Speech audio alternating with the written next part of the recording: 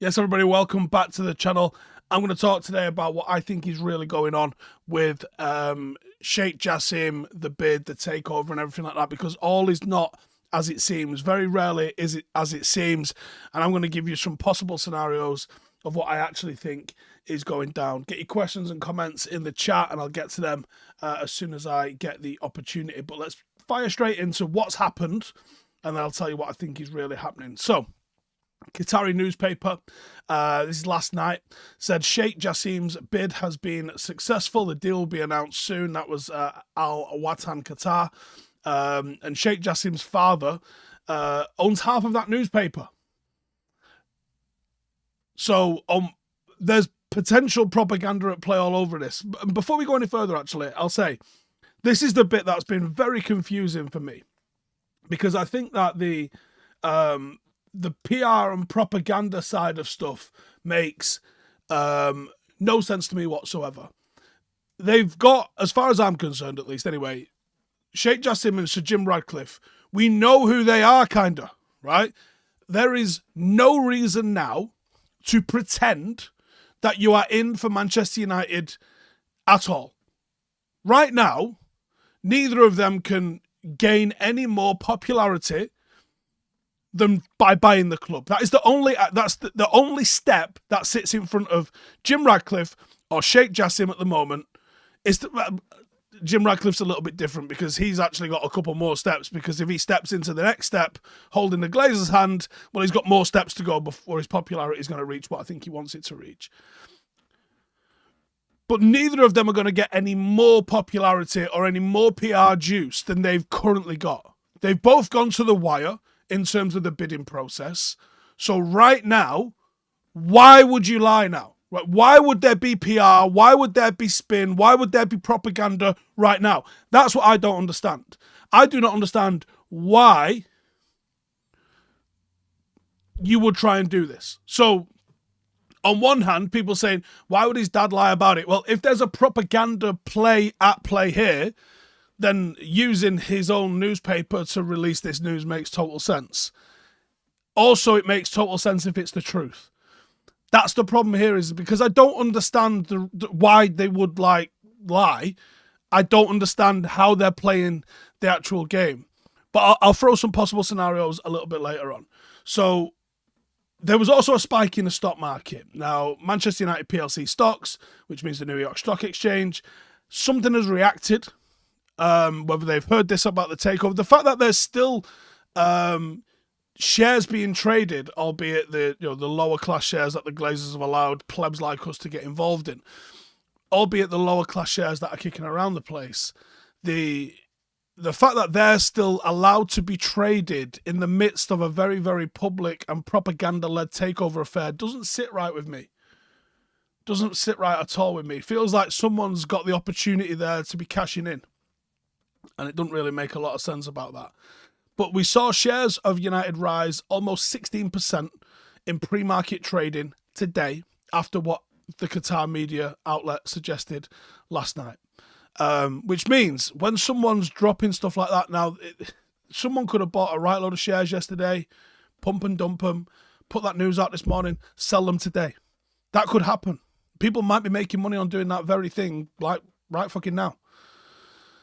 We've got another report as well, which is Faisal Islam, which is the BBC economics editor. And he says, you're hearing about some potential law cases from some of the owners of the minority shares that are listed. Some of them are hedge funds that own them because they want to know why the Glazers might turn down a massive bid that would make the shareholders a lot of money.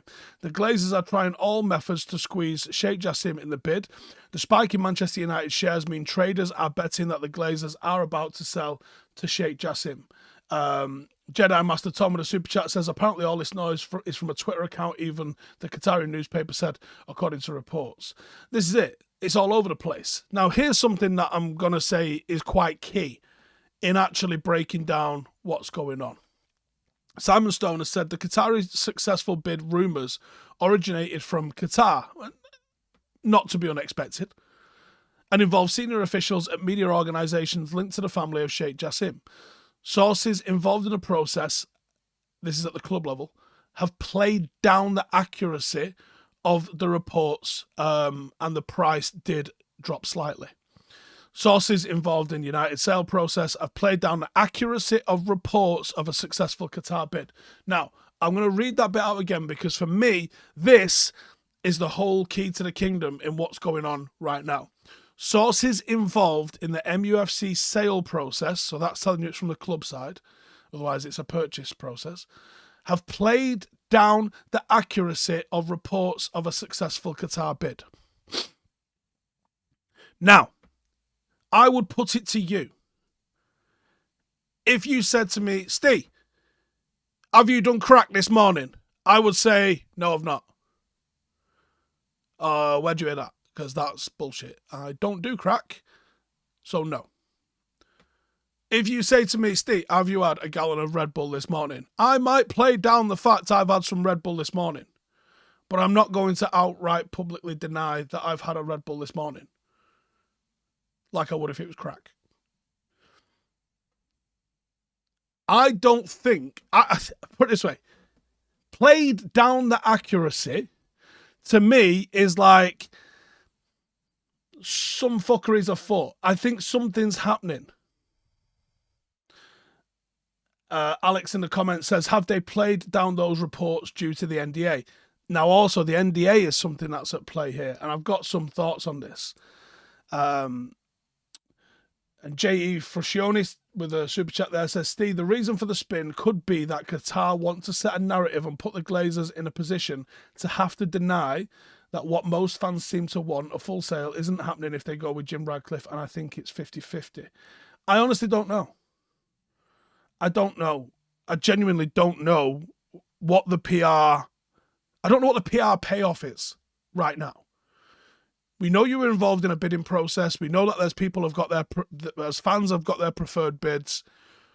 What more are you going to win now? Because all the Manchester United fans that might want Sheikh Jassim right now are not going to like Sheikh Jassim in 24 months if he buys Liverpool, are they? So what is the payoff right now? I don't understand the payoff. Suki says, when will the process end? I am tired of it. I do not have the answer to that, but I do have what I think are the only possible scenarios that could be at play. I'm going to suggest there are 4 things happening right now. Number 1, the leaked information, i.e. that it's been sold, is accurate. That's the option number 1. Leaked information about Qatar winning the bid could be accurate. And the journalist that's close to Manchester United, in this instance, Simon Stone, he might be playing down the reports, not because that they are false, but because the deal hasn't been officially finalised and isn't ready for announcement. As we know, there are NDAs, there are multiple processes involved, and companies do often want to wait to announce deals once everything is legally solidified, because then there's obviously market repercussions if deals fall through. So the club might be playing down this because, as we've seen, there's regulations for starters in the New York Stock Exchange that Sheikh Jassim buying the club, even if it's slightly leaked, isn't necessarily adhering to or required to adhere to the way that the owners of the current club are, because it is listed as it is on the New York Stock Exchange. If Sheikh Jassim buys it, we ain't going to see the New York Stock Exchange again. That's going to be kept. The fucking paperwork for United are going to be kept in some fucker's vault in Qatar, and that's it. There'll be no regulations looking into that. So he doesn't give a fuck about the authority of the New York Stock Exchange if he's buying the club. The club obviously do, and the current ownership do. You know, the club might also be under legal and contractual obligations to not go and confirm any deal yet. So I think the language of playing down and not denying. Playing down is not denying. Hopefully I got across there with my my crack and Red Bull analogy. Playing down is not denying, and the fact that United have played it down makes me lean towards, because I don't have any inside information in this. I have no fucking clue. I'm just trying to piece the pieces together that everybody else is seeing. But I think that I lean towards this. Out of the 4 possible scenarios that I'm going to go through, this is the one. This is the one I lean towards, that the leaked information is accurate. Number 2, could be a negotiation tactic. We've seen the Glazers trying to fucking wring this thing out like nothing we've ever seen. So sometimes leaks can be orchestrated to create a sense of urgency around whoever, other potential buyers. And as we know, this went out to more than Jim Ratcliffe and Sheikh Jassim. There are more people at this table than just those two. It's just these two that are gobbing off about it. There might be random extra people involved here. So it could be a negotiation tactic. Playing down the reports might be a way for them to keep other potential buyers, like Jim Ratcliffe and the who knows who else, interested and talking and negotiating. I think that negotiation tactic is certainly a possibility, but I think the window for the negotiation tactic stuff, as we're 400 fucking rounds of bidding deep, is growing smaller by the day. So I think it's a possibility, but not a probability. Number 3, the leaked information is inaccurate. That's an option as well. That and the leaked information, Qatar have bought United, it's all done. There's a potential that that is inaccurate information. And there's always the possibility that it's inaccurate, or even more worryingly, and again, this is the bit I don't quite understand, intentionally misleading.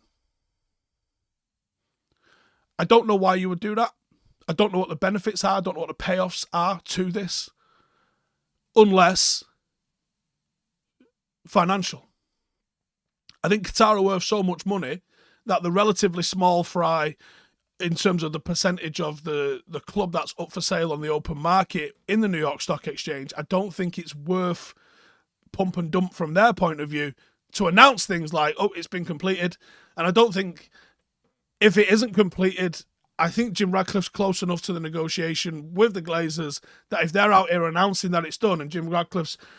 Oh, do you not think last night when we all saw that tweet, Jim Ratcliffe didn't text one of the Glazers and be like, is this true? So in terms of deliberately misleading, the only people that I think could deliberately, and consider the source, it's the newspaper that one of the bidders owns, or the father of one of the bidders owns in Qatar. This isn't Glazer orchestrated. So what's the reason for that? You know, the club probably doesn't want to outright deny it for various reasons. They might not want to seem reactive. You know, there's probably financial regulations and all the rest of that sort of stuff. You know. And then the final option is it could be the club managing expectation. A deal with Qatar being close but not yet finalised could also mean that there's other potential obstacles. I bought a house 6-7 years ago, and the process was way more complicated than buying a pint of milk down the shop. I can't imagine the levels of complexity. Shay, I will get to that comment in just a second. I can't imagine the levels of complexity when you're purchasing something. Now, we go, it's the Glazer family that owns United, yes, but then it's also publicly traded on the New York Stock Exchange, and that is an added layer of complication that probably requires far more legwork than any of us have ever had to deal with in our lives. Now, I'm sure people are very highly paid to go and do that legwork, but there's still legwork. There's still potential obstacles. And the club might want to play down that because those obstacles still have to be navigated. Because the deal could still fall through. We've seen transfers where people have turned up for medicals for one club and then gone and signed for another club. So, you know, until you see him standing on the side of the pitch with a shirt with his name on, it could still fall through. That doesn't mean that any of the reports are definitely bullshit until then.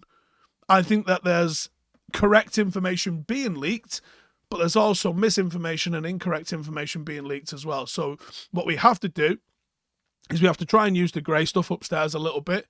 You have to look at the patterns of the way things have come out. You have to look at who is saying the sorts of things. And then you have to look at the potential reasons for why people are saying sorts of things. Suki says, the Glazers are like Rue from Succession's thoughts. Never seen an episode of Succession. Yes or no, I guess. Shay says, thought Michael Knighton was buying the club. Well, far be it from me to cast aspersions on the bloke who believes in aliens and that they visited him. But yes, you're correct. He did do a video where out of his own mouth, he said that he had a consortium ready. The paperwork was being drafted. The funds were pledged. And then when the club came up for sale, that fucker was like the Scarlet Pimpernel and could not be found, could he? So, you know, who knows? Pryor says Mbappe to United. Now, I think if Qatar do come in, I think Mbappe to United is actually quite a possibility. I think that could be a genuine possibility. I don't think it's likely in this current situation. I think Mbappe's probably got sights on going to Madrid. And I think talk of anywhere else doesn't really make sense.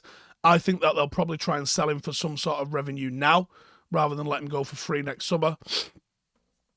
And I think Real Madrid losing Karim Benzema, the only one that makes any level of sense at the moment for them is if they can bring in Kylian Mbappe. I don't think Harry Kane to Real Madrid makes a lot of sense. I think he's got his heart set on becoming the Premier League all-time leading goalscorer. I think Mbappe to Real Madrid, the long-awaited transfer of Kylian Mbappe to Real Madrid, just makes sense. I can see that one happening. Who's my preferred owner? Out of the two that it appears to be, probably Qatar. But that doesn't mean that I'm all for everything that the Qatar ownership would stand for. I don't necessarily believe that Sheikh Jassim is just a private individual.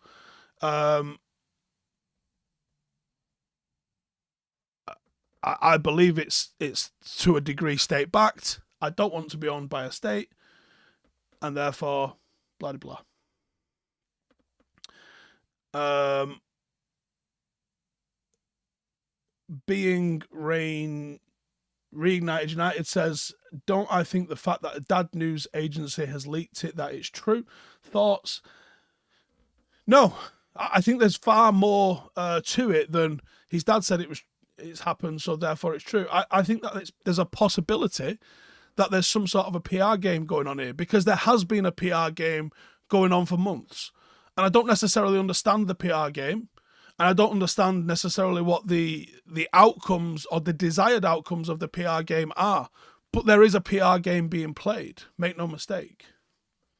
Do I even think he's real? There's more photos existed of come out of him, hasn't there? All I would say on that is, yeah, he probably is real. Right, ultimately, I think he probably is real. But I've also seen photographs of Godzilla, and I don't think he's real. So make of that what you will.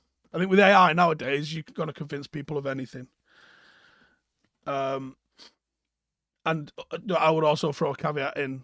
If I thought Sir Jim was able to buy and put money into the club, I'd be down with that. And if I thought he could do it without keeping hold of the Glazers, I might be down with that. I've just got zero desire to see the Glazers kept around at this football club. None. Look, listen, like the video. Do me a favour, like the video if you think we are close to a sale, and hit the downvote if you think that, you know, we could be waiting another 6 months or so. And then you guys let me know, Sir Jim or Jassim.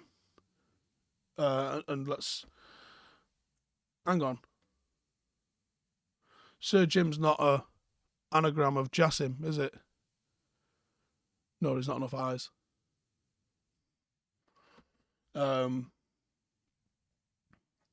Did I watch Nikola Jovic in the NBA Finals? No, I didn't.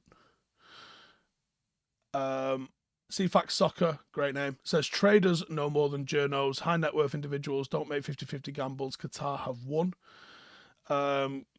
Greetings from Kenya, says Renson. Thank you very much.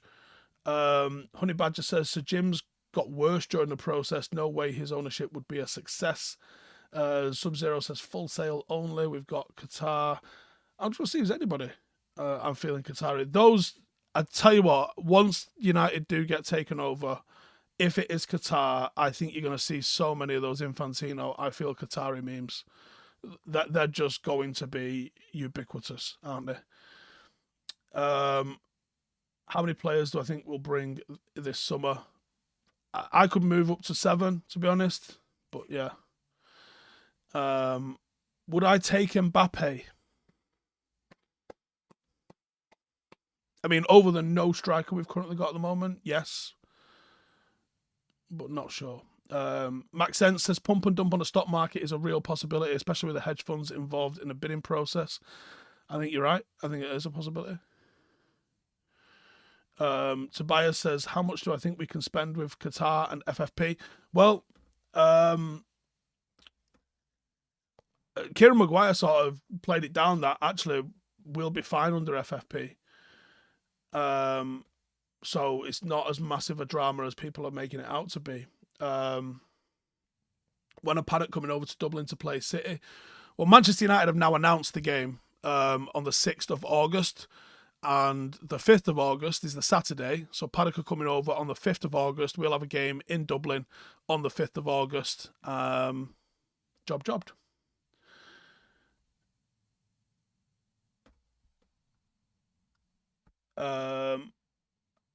Danny says, morning from Boston, Massachusetts. Full sale only is the main priority.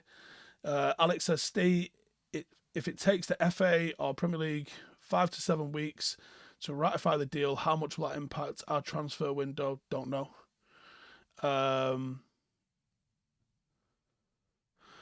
Adam says, how do you look at the soullessness of City's success and think, yeah, I want that?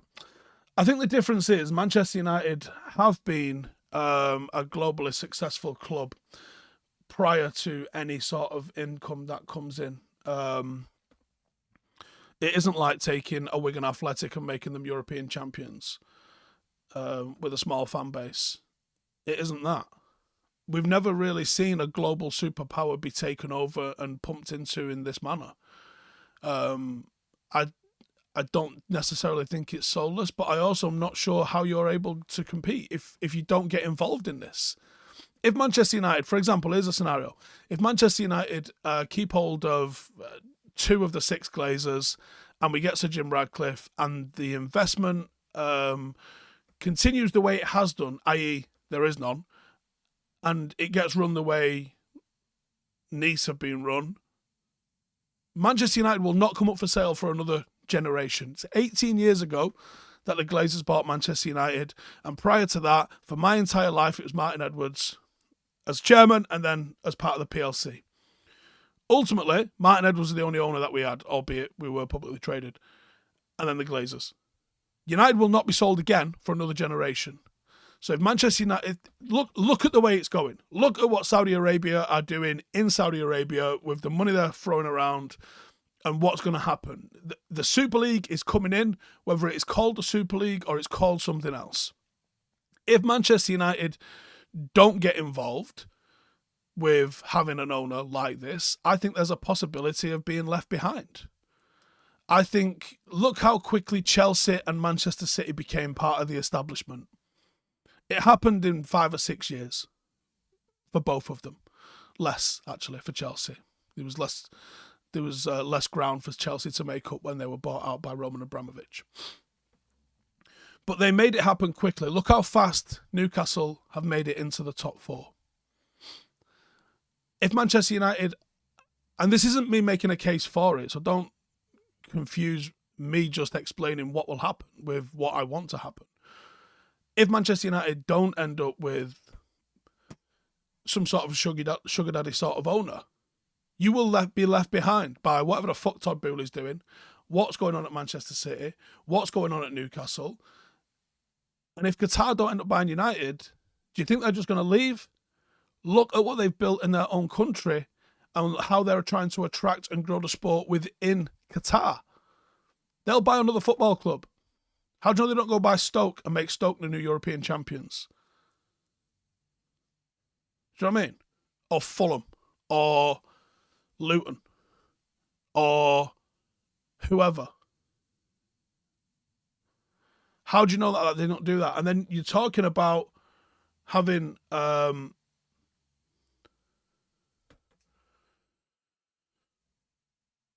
complete change of not just English football landscape, but world football landscape. And what's just happened at Inter Miami with Lionel Messi, you cannot ignore that. We are moving towards a global Super League. There's some talk of Copa Libertadores going to be involving MLS teams. No coincidence that Lionel Messi has gone there in the middle of those talks. No, it will not be long before there is a world championship of football. And on some levels, look how good the Champions League has been. I would fucking love to see Manchester United against Santos in a competitive football match. But it can't really be to the detriment of not just the English game, but the domestic game in all of those countries. Otherwise, you end up with a rugby union situation where international rugby union is just far more fucking watched and entertaining and everything, and their domestic league is just this weird afterthought. You can't do it like that. The top 5 leagues in Europe, and there could be a way to build the MLS and build the South American game, and maybe that, maybe Saudi Arabia will be a world. One of the teams in Saudi Arabia, or several of the teams in Saudi Arabia, will be significant on a world scale. It's happening. Whether or not you like it, it is happening. So I think if United don't get taken over by Qatar, I think that there is a real chance they just choose somebody else. Think about this, right? If you bought Oldham Athletic, right, currently in the National League, if you bought Oldham Athletic, how much would it take you in terms of investments to get Oldham Athletic into the Premier League? Could you do it for $1 billion? I bet you could. I bet you could. $1 billion over 5 years to get you into the Premier League? I think you could do it. Okay, so you're in the Premier League. Now I give you $5 billion to spend on Oldham Athletic once you're in the Premier League to win the Premier League. Could you do it? Fucking right, you could do it. So you tell me, at what point is the tipping point where you go, I can get Oldham Athletic for probably 40, 30, 10 million quid. Why wouldn't I just go and get Oldham Athletic and make them European champions? Because if I buy Manchester United for 6, 7 billion, then I've got to start spending on top of that to make them successful. There is a tipping point where it's not feasible to buy Manchester United and you just go and get whoever. Alex Bailey says, same at Wrexham. Reynolds and McInerney have spent millions just to get out of National League. Not spent $1 billion, no, have they? I think if you spent $1 billion on a National League team, you end up in the Premier League. Not a problem. Not a problem. I don't think Salford have invested anywhere near $1 billion. And they have taken them from Northwest Counties, which I'm a couple of promotions away from, to League Two. And they've never spent anywhere near in the hundreds of millions. Tens of millions, I think, yes, but not in the hundreds of millions. Metin says, are there plans for a celebration at Old Trafford when the Glazers are gone? Yes, it will be a sausage roll party. Skywalker says, FFP will prevent Oldham from winning the league. Don't worry about it, because what I'm going to do is I'm going to sponsor Boundary Park to the tune of $4 billion. What do you mean it's not worth it? We're a historic club, what you're talking about. That's how much that stadium is worth to be called the Stephen Howson Boundary Park, and I'm paying $4 billion for it. Don't worry about it. And then we're going to have fucking whatever across the front of the shirt. XG files across the front of the shirt, and I'll pay $2 billion for that as well. There we go. What's the problem?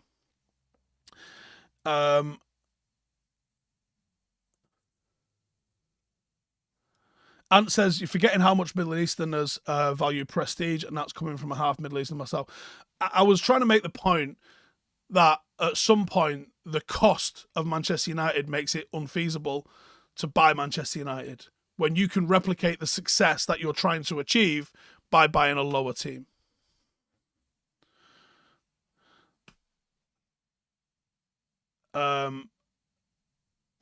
Sean says, I ate more sausage roll yesterday than there was fans at the City Parade.